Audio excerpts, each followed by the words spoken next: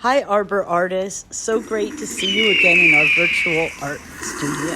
We're going to be focusing on the habitats that we see in our urban environment.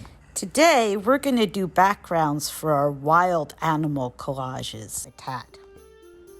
We'll be doing this for the animal we made last week.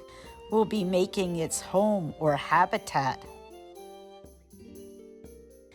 What's a habitat? A habitat is a place that an animal lives.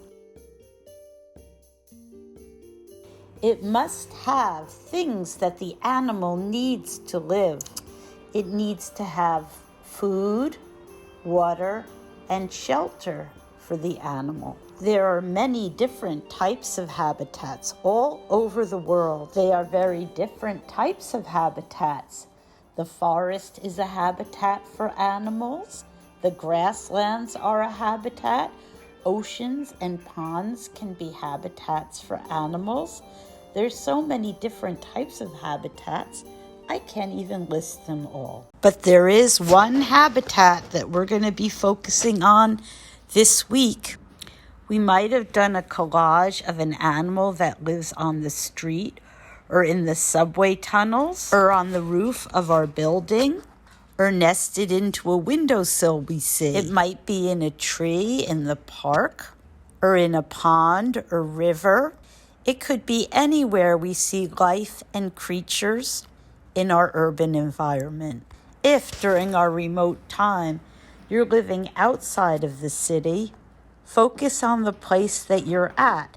That's your subject matter. What materials will we use today? We've been working in collage, so you might want to make your background out of collage.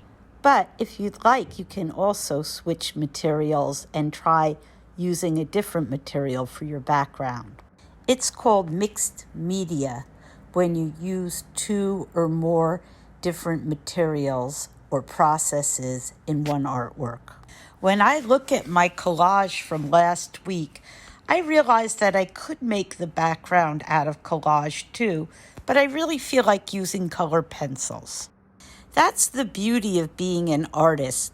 You can make decisions based on your own feelings. There really isn't a right or wrong. So here's my picture from last week. Watch how I develop it. First, I'm going to make a horizon line. That's the line where the ground meets the sky. Then I'm adding some buildings in the distance. I'm adding some details.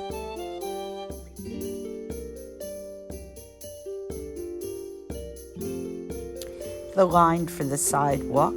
And notice when I make the line for the sidewalk up close, it's thicker. More details in the back, it's so much fun.